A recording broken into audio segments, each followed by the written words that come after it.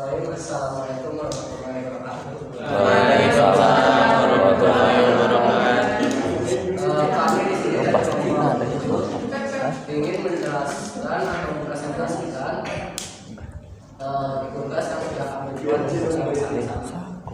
dan yang pertama itu adalah saya sendiri, Sultan Edi Saputra. Yang kedua ada Yana, yang ketiga ada Fadli, dan yang terakhir ada Imam Wahid. Untuk pendahuluannya akan dibacakan oleh Bapak Wahid. Silakan. Pendahuluan. Sistem Pakar merupakan program komputer yang meniru proses pemikiran dan pengetahuan pakar untuk menyelesaikan suatu masalah. Ada pokok. Penggunaan teknologi yang berbeda atau sistem pakar berbasis pengetahuan ini tidak menjamin solusi yang lebih akurat, tetapi paling tidak mampu menghasilkan keputusan yang disadari informasi relatif dan terstruktur. Sesuai dengan namanya, suatu sistem pakar akan sangat tergantung pada pengetahuan yang didapat dari pakar yang mengembangkan keahlian dan pengalaman. Penggunaan internet oleh suatu instansi, perusahaan, organisasi, dan lain-lain saat ini tidak hanya mengacu pada suatu pencarian informasi, namun mengarah pada pencarian pengetahuan, karena pengetahuan itu dianggap sebagai sebuah sumber atau aset yang mempunyai peranan yang sangat penting dalam sebuah proses pengembangan teknologi, informasi, dan pengetahuan teknologi. Knowledge system adalah suatu sistem yang menggunakan pengetahuan yang dapat diubah ke dalam bahasa mesin atau digunakan melakukan suatu tugas yang sangat dibutuhkan. Knowledge system ini atau disebut dengan sistem berbasis pengetahuan dapat digunakan untuk membantu manusia dalam diprogramnya sistem tersebut. Untuk hal ini, inilah maka digunakan knowledge system dalam memecahkan suatu masalah yang berhubungan dengan kehidupan sehari-hari. Expert system merupakan sebuah sistem yang berjalan secara otomatis dari sekian individu yang dibuatnya. Ciri-ciri dari sistem pakar yaitu memiliki informasi yang andal, mudah dimodifikasi, dapat digunakan dalam berbagai jenis komputer, memiliki kemampuan untuk belajar beradaptasi. Expert system atau sistem pakar menggunakan knowledge base atau basis pengetahuan sebagai dasar dari pemikiran.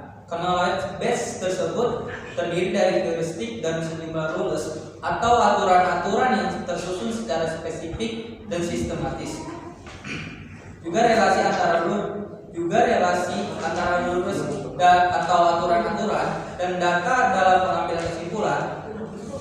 Knowledge base tersebut tersimpan di dalam sebuah baris data pada suatu tempat penyimpanan data. Sedangkan yang berfungsi sebagai pusat pemrosesannya merupakan mesin inferensi. Sedangkan yang berfungsi sebagai pusat pemrosesannya merupakan mesin inferensi. Knowledge base system ini sangat baik sekali karena berisi fakta-fakta nyata yang berasal dari observasi dan pengalaman dari pakar yang semuanya diatur dengan logika yang jelas untuk menghubungkan sebab atau tanda-tanda yang ditimbulkan. Tujuan dari manajemen support system yaitu menjadikan sistem pendukung manajemen bisa diharapkan membantu semua orang yang membutuhkan pengambilan keputusan dengan secara tepat dan akurat atau tidak salah aturan. Memecahkan suatu masalah, pemecah masalah mungkin membuat banyak keputusan. Contohnya dari ekosistem Mycin merupakan software yang dibangun untuk mendiagnosis berbagai jenis penyakit. Profesor aplikasi yang diterapkan untuk kebutuhan pada geologi, XCON dan Excel merupakan software digunakan untuk mengkompilasi sistem komputer besar. Oke, selanjutnya permasalahan. Pada tahun 1956 mulai diperkenalkan istilah kecerdasan buatan atau AI yang kemudian ditegaskan lagi pada tahun 1961 oleh suatu tulisan Marvin Minsky dari MIT tentang Steve Jobs AI. Semenjak itu istilah AI menjadi semakin populer dan kemajuan bidang ini mencapai puncaknya dengan munculnya pengetahuan tentang sistem. Di dalam perspektif ilmu pengetahuan dan teknologi, sistem cerdas merupakan bagian dari bidang kecerdasan expert system berasal dari knowledge based expert system, sistem cerdas berbasis pengetahuan, di mana suatu sistem yang menggunakan pengetahuan manusia atau human knowledge yang dimasukkan ke dalam komputer untuk memecahkan masalah yang umumnya memerlukan keahlian seorang pakar atau expert. Dapat juga dikatakan sistem pakar adalah sebuah program yang menggunakan pengetahuan dan inferensi pengambilan kesimpulan untuk memecahkan persoalan seperti yang dilakukan oleh sistem pakar. Penggunaan knowledge based system atau sistem pakar berbasis pengetahuan ini tidak menjamin solusi yang akurat, tetapi paling tidak mampu menghasilkan keputusan-keputusan yang didasari informasi relatif lebih banyak atau terstruktur. Sesuai dengan namanya, suatu sistem pakar akan sangat bergantung pada pengetahuan knowledge yang didapat dari pakar yang menyumbangkan keahlian dan pengalamannya. Biasanya suatu sistem cerdas dapat dibagi menjadi beberapa bagian. Yang pertama, ada basis pengetahuan atau knowledge base, berisi pengetahuan spesifik mengenai domain tertentu yang mana basis pengetahuan ini dapat diperbaharui sesuai dengan tingkat kemampuan seorang expert terhadap pemecahan suatu masalah. Yang kedua, ada mesin inferensi atau inferensi engine, suatu program yang bertugas mengolah data masukan sesuai pengetahuan dalam berbasis pengetahuan menurut kaidah. Nomor 3, bagian kendali atau user interface, bagian yang berkomunikasi langsung dengan pengguna atau user sistem. Ada dua hal macam mesin inferensi, yaitu yang bersifat pasti deterministik dan kemungkinan atau probabilistik. Adapun komponen sistem pakar ada 4 bagian, yaitu seperti pertama, ada knowledge base pengetahuan. Knowledge base merupakan inti dari program sistem pakar karena basis pengetahuan itu merupakan presentasi pengetahuan atau knowledge representation. Basis pengetahuan adalah sebuah basis data yang menyimpan aturan-aturan tentang suatu domain knowledge pengetahuan tertentu. Basis pengetahuan ini terdiri dari kumpulan objek beserta objek atau sifat cirinya. Contoh seperti ini, hewan merupakan sayap dan bertelur dari hewan jenis burung. Yang kedua ada working memory, basis data atau memori kerja. Working memory sendiri adalah bagian yang mengandung sebuah fakta-fakta dari fakta awal pada sistem operasi maupun fakta-fakta pada saat pengambilan kesimpulan sedang dilaksanakan selama sistem pakar beroperasi. Basis data berada di dalam memori kerja. Yang ketiga ada interface engine atau mesin inferensia. Interface engine adalah bagian yang menyediakan mekanisme fungsi berpikir dan pola-pola penalaran sistem yang dilakukan oleh seorang pakar. Mekanisme ini akan menganalisa masalah tertentu dan selanjutnya akan mencari jawaban atau kesimpulan yang terbaik. Mesin ini akan dimulai pelacakannya dengan mencocokkan kaidah-kaidah dalam basis pengetahuan dengan fakta-fakta yang ada dalam basis data. Adapun dua teknik dari interface ini, yang pertama backward chaining atau pelacakan belakang melalui penelaran dari kumpulan hipotesis menuju fakta-fakta yang mendukung tersebut. Jadi proses pelacakan berjalan mundur dimulai dengan menentukan kesimpulan yang akan dicari, baru kemudian fakta-fakta membangun kesimpulan atau driver. Yang kedua ada backward chaining atau pelacakan berbelakang. Melalui penelarannya dari sekumpulan hipotesis menuju fakta-fakta yang mendukung tersebut. Jadi proses pelacakan berjalan mundur dimulai dengan menentukan kesimpulan yang akan dicari, baru kemudian fakta-fakta membangun kesimpulan atau driver. Yang keempat, user interface atau dampak pemakai. Dampak pemakai adalah bagian menghubung antara program sistem pakar dengan pemakai. Pada bagian memungkinkan penggunaan informasi opsi dan informasi ke dalam sistem pakar, serta menerima penjelasan dan kesimpulan, menyelesaikan masalah-masalah yang menjadi sebuah kepakaran atau keahlian manusia. Penerapan sistem pakar pada sebagai cara untuk mengimplementasikan kemampuan para ahli yang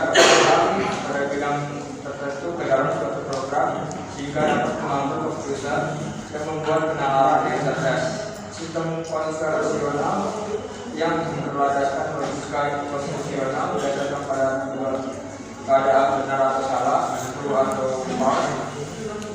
Ternyata kurang serasi dengan mengadopsi cara berpikir proses yang banyak mengandung ketidakpastian. Proses belajar atau learning proses, penalaran sifat adaptif dan sebagainya. Cara penalaran akan manusia tidaklah sama dengan komputer. Cara komputer menalar dengan langkah yang jelas atau pasti. Sedangkan manusia menalar dengan istilah sehari-hari di sana. Udara sejuk, air hangat, kecepatan yang rendah dan lain-lain. Salah satu pengembangan sistem bakar sendiri merupakan berlanjut dengan alasan dapat menyediakan kebakaran setiap waktu dan berbagai lokasi secara otomatis mengerjakan tugas-tugas rutin menggunakan seorang pakar akan pensiun atau pergi. Seorang pakar adalah mahal, pakar juga pada hubungan dan tidak bersahabat. Sistem pakar sekarang banyak digunakan baik pada aplikasi lainnya. Aplikasi sistem pakar tidak ada mengulangi budaya alam masih relasi baru dan merupakan pendekatan alternatif yang dapat digunakan untuk penyelesaian masalah-masalah dalam pengembangan teknologi pengolahan sumber daya alam. Hal ini karena sistem pakar memberikan banyak kelebihan, tetapi perlu juga diketahui bahwa seperti halnya sistem yang lainnya, selain memberikan banyak kelebihan, sistem pakar juga mempunyai beberapa kelemahan. Ada permasalahan aplikasi sistem pakar. Kita berprestasi merupakan pengambilan keputusan dari hasil observasi diantaranya pengawasan, pemenahan ucapan, analisis citra, interpretasi kriminal, dan beberapa analisis kecerdasan. Yang kedua, memprediksi akibat yang diberikan dari proses diantaranya peramalan, prediksi demografis, peralatan ekonomi, prediksi lalu lintas, estimasi hasil, militer, pemasaran, atau peramalan keuangan. Yang ketiga yaitu diagnosa menentukan fungsi dalam komunikasi kompleks yang didasarkan pada gejala-gejala yang terlambat di antara medis, elektronik, dan diagnosis yang digunakan benar. Model penyusun sistem pakar menurut Strasbourg tahun 1987, sistem pakar disusun oleh 3 modul utama, yaitu modul penerima pengetahuan atau knowledge. Sistem berada di dalam modul ini. Pada saat ini menerima pengetahuan dari pakar oleh mengumpul pengetahuan yang akan digunakan untuk pengembangan sistem. Dilakukan dengan pembantuan knowledge engineer. Peran knowledge engineer adalah sebagai penghubung antara sumber sistem pakar dengan pakarnya. Yang kedua, modul konsultasi atau konsultasi pada sistem berada pada posisi memberikan jawaban atas permasalahan yang diajukan oleh user. Sistem pakar berada modul konsultasi. Pada modul ini user berinteraksi dengan sistem dan menjawab tentang pertanyaan yang diajukan oleh sistem. Yang ketiga, modul penjelasan. Modul ini menjelaskan proses pengambilan keputusan oleh sistem atau bagaimana keputusan dapat diperoleh. Solusi pada dasarnya ada 4 langkah untuk membangun sebuah sistem pakar. Pertama adalah analisis, kedua spesifikasi, 3 pengembangan, 4 penyebaran. Model spiral biasanya digunakan untuk pengembangan software dan sangat umum untuk menerapkan pendekatan ini. Penjelasan dari 4 langkah pengembangan sistem bagaimana? Pertama, analisis. Tujuan analisis adalah untuk mengidentifikasi aplikasi yang potensial, aplikasi yang mungkin termasuk diagnostik, kontrol, dan lain-lain. Selama analisis, pengembangan juga harus menilai kesesuaian dengan pengetahuan dan teknologi untuk aplikasi ini. Anda harus yakin dan bertanya apakah yang sudah kerja lebih baik. Hal ini berlaku untuk menerapkan semua jenis kecerdasan buatan untuk menyelesaikan masalah. 2. Spesifikasi. Langkah spesifikasi adalah untuk memperkuat pengembangan mendefinisikan apa yang mereka dapat lakukan. Para pengembang juga harus bekerja dengan para pakar untuk belajar dan merencanakan pengembangan sistem. Ahli adalah manusia yang diidentifikasi sebagai ahli di bidang seperti psikolog, dokter, dan biolog. Pengembang harus membiasakan diri dengan masalah sehingga kemampuan sistem dapat dilakukan. Pengembang akan menghabiskan sejumlah besar waktu dalam fase memperoleh pengetahuan. Mendefinisikan apakah yang mampu dilakukan oleh proses pakar adalah sesuatu yang sangat menantang. Para ahli bisa jadi mengatasi masalah dengan cara yang berbeda. Beberapa ahli mungkin membayangkan fungsionalitas yang berbeda pada sebuah sistem daripada seorang pengembang yang lebih memahami keterbatasan dari software. Hal ini juga untuk meyakinkan pada para pakar bahwa tujuan dari sistem pakar adalah bukan untuk menggantikan para ahli, tetapi untuk mengembangkan pengetahuan dan keahlian di seluruh organisasi. Yang ketiga, pengembangan. Di sini pengembang harus belajar bagaimana ahli melakukan tugas dalam berbagai kasus. Pada dasarnya ada 3 jenis kasus pengembang harus didiskusikan dengan ahli. Saat ini historis dan hipotesis. Kasus saat ini dapat diperoleh dengan mengamati ahli melakukan tugas. Kasus sebelumnya atau historis dapat dibahas dengan berdiskusi dengan ahli tugas yang dilakukan di masa lalu. Dan hipotesis dapat diperoleh dengan memintai ahli menjelaskan bagaimana tugas harus dilakukan dalam situasi hipotesis. Kelebihan dari sistem pakar secara umum adalah pertama, memberikan pengambilan keputusan yang lebih baik karena sistem pakar memberikan jawaban yang konsisten dan logis dari waktu ke waktu. Jawaban yang diberikan logis karena alasan logiknya dapat diberikan oleh pakar dalam proses konsultasi. Kedua, memberikan proses pakar. Kadang-kadang seorang manajer membutuhkan jawaban dari pakar, tapi pakar yang dilakukan tidak berada di tempat sehingga keputusan menjadi terlambat. Dengan sistem pakar, jawaban yang dibutuhkan oleh pengambilan keputusan lalu bersedia setiap saat dibutuhkan. Ketiga, menyimpan pengetahuan di organisasi. Pengetahuan pakar merupakan hal yang penting dan sementara pengetahuan ini akan hilang jika pakar keluar atau telah pensiun dari perusahaan. Dengan sistem pakar, pengetahuan dari pakar dapat disimpan di sistem dan tersedia terus selama dibutuhkan. Kekurangan dari sistem pakar adalah pertama, sistem pakar hanya dapat menangani pengetahuan yang konsisten. Sistem pakar dirancang dengan aturan-aturan yang hasilnya sudah pasti dan konsisten sesuai dengan alur diagram pokoknya. Itu pengetahuan yang cepat berubah-ubah dari waktu ke waktu. Maka menulis di sistem pakar harus selalu berubah, yang tentu cukup berat. Kedua, sistem pakar tidak dapat menangani hal yang bersifat judgement. Sistem pakar memberikan hasil yang pasti, sehingga keputusan akhir pengambilan keputusan jika melibatkan kejaksaan dan institusi masih tetap di tangan manajemen. Tiga, format knowledge base sistem pakar bias. Knowledge base pada sistem pakar berisi aturan-aturan atau tools yang ditulis dalam bentuk statement if then. Kesimpulan, teknologi sistem ini mampu mengubahkan kita di dunia pekerjaan dalam berbagai hal, seperti membuat keputusan secara konkret, mengefisienkan waktu dan tidak menyita waktu, mempermudah perusahaan dalam mengembangkan perusahaannya, lebih mudah karyawan dalam mengerjakan tugasnya, serta kebaran informasi yang akurat dan menyimpan sebuah data yang mudah. Dengan teknologi ini, dunia pekerjaan dapat dengan berkembang lebih spesifik lagi. Mengembangkannya sistem suatu perusahaan yang mudah dan merupakan kemajuan teknologi dalam dunia pekerjaan. Dalam hal ini kita bisa berjalan yang semampu untuk menyediakan kehidupan yang berubah dan berbeda.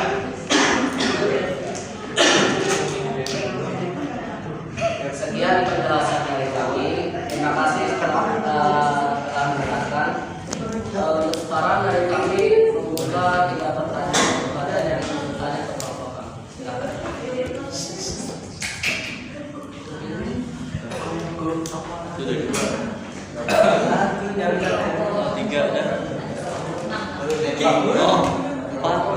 Silakan pilih yang mana? Ini yang di grup. Ariana. Sebutin. Bentar. Siapa lu nyebutin siapa? Iya.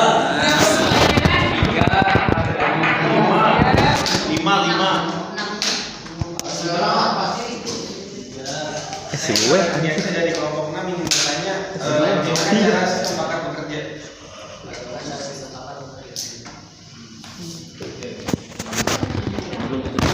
Selanjutnya Dulu tadi mau nanya. Ini kan yang dikirim. Oh iya. Coba tanya. Iya. selanjutnya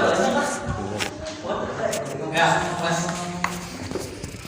Saya ingin bertanya, apa yang akan saya dari kelompok 8, nama saya Rizky Maulana, ingin bertanya, apa yang akan terjadi bila sistem pakar tidak memiliki knowledge base?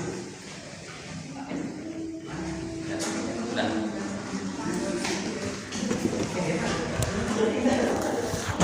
Kan saya. ya satu lagi. Rifki mana Rifki? Kalau enggak saya coba aja bertanya.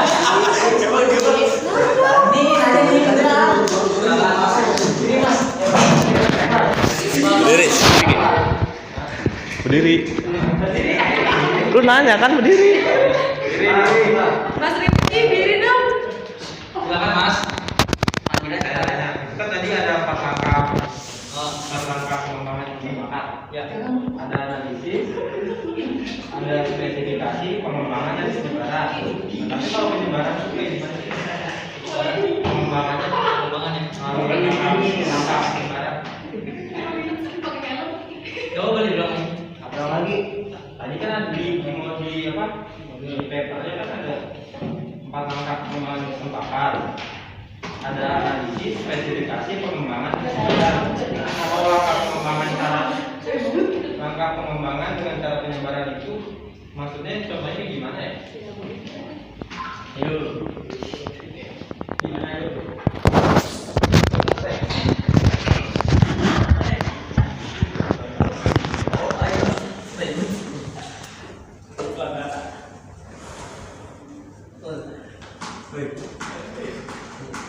Oke, saya akan menjawab pertanyaan Mbak Ariansa.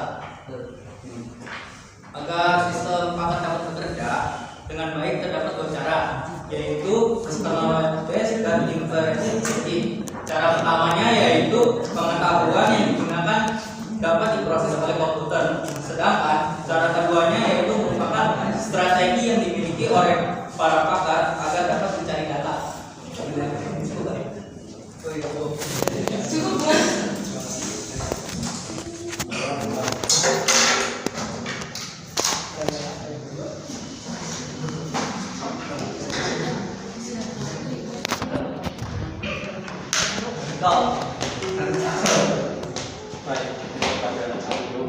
Saya ingin menjawab dari kelompok 8 dengan pertanyaan apa yang terjadi jika sistem pakar dalam memiliki knowledge base.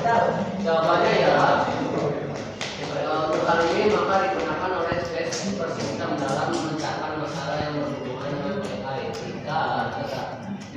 Tidak terdapat knowledge base tersebut, maka sistem pakar sulit untuk memecahkan masalah. Intinya seperti itu. Ya, baik, sudah cukup.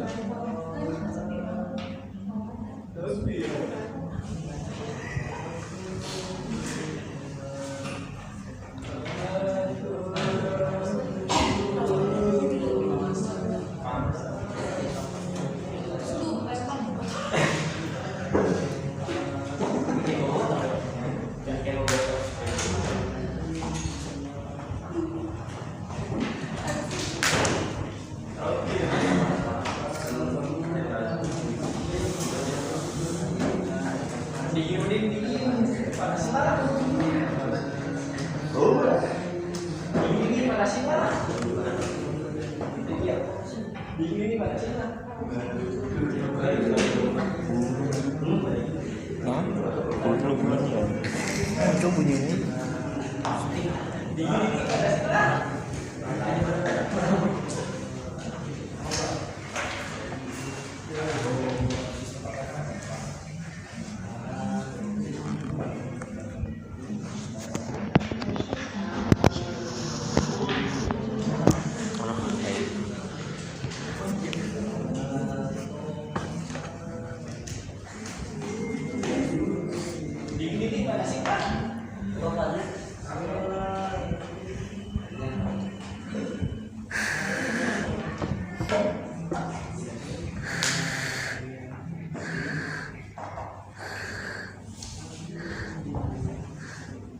Jawabannya selalu dulu nggak sih? Hah? Di pause. Di pause.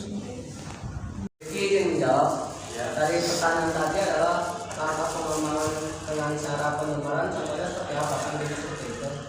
Penyebaran di sini dimaksudkan adalah membagi sebuah informasi secara spesifik dan konkret dengan tujuan untuk membangun relasi yang baik antar sesama dan menguntungkan kedua belah pihak. Ini yang dimaksudkan dari penyebaran yang hari ini materi kita yang kita bikin kemarin. Lagi. Aku tahu nafas. Buat. Jangan